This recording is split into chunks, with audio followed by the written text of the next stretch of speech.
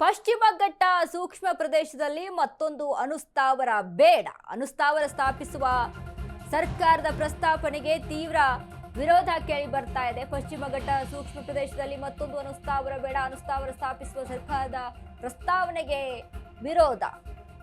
ಯಾವುದೇ ಕಾರಣಕ್ಕೂ ಯೋಜನೆ ಅನುಷ್ಠಾನಕ್ಕೆ ಆಗಬಾರದು.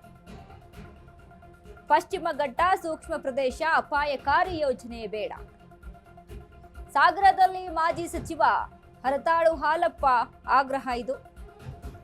ಬೇಸೂರು ಅಣುಸ್ಥಾವರ ಕುರಿತು ಸರಣಿ ಸಭೆಗಳು ನಡೆದಿವೆ.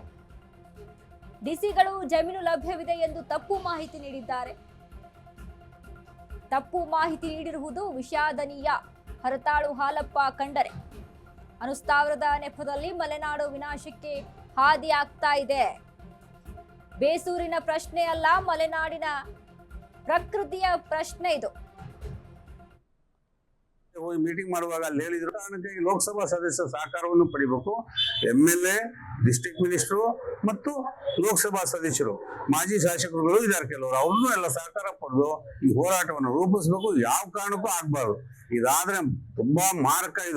ಇದು ಭೂಮಿಯ ಸವಕಳಿ ಆಗತ್ತೆ, ಭೂಮಿಯ ವಾತಾವರಣ ಹಾಳಾಗ್ತದೆ, ರೈತನ ಬೆಳೆ ಕಮ್ಮಿ ಆಗ್ತದೆ, ಜೀವ ಜಂತುಗಳ ನಾಶ ಆಗ್ತದೆ. ಈ ತರ ಒಂದೆರಡು ಅನಾಹುತ ಅಲ್ಲ. ನಾವು 80ರ ದಶಕದಲ್ಲಿ ಕಾಲೇಜ್ ಡೇಸ್ ಅಲ್ಲಿ ಇದ್ದಾಗ ಚೆರ್ನೋಬಿಲ್ ದುರಂತ ಆಯ್ತು. ಚೆರ್ನೋಬಿಲ್ ದುರಂತದಲ್ಲಿ 16,000 ಜನ ಸತ್ತೋದ್ರು ರಷ್ಯಾ ದೇಶದಲ್ಲಿ, ಇದೇ ತರ ನ್ಯೂಕ್ಲಿಯರ್ ಪವರ್ ಪ್ಲಾಂಟ್ ಅಲ್ಲಿ. ಇದು ನಮ್ಮೆಲ್ಲರಿಗೆ ಎಚ್ಚರಿಕೆ ಗಂಟೆ ಆಗ್ಬೇಕು.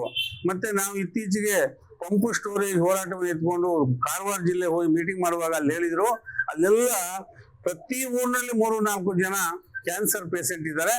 ಅದಕ್ಕೆ ಕಾರಣ ನಮ್ಮ ನ್ಯೂಕ್ಲಿಯರ್ ಪ್ಲಾಂಟ್ ಇದೆ, ಕೈಗಾ ವಿದ್ಯುತ್ ಪ್ಲಾಂಟ್ ಆದ್ರಿಂದ ಹೇಳಿದ್ದಾರೆ. ಎಷ್ಟು ಮಟ್ಟಿಗೆ ಹೌದು ಅಲ್ಲ ಗೊತ್ತಿಲ್ಲ. ಕ್ಯಾನ್ಸರ್ ಇರೋದು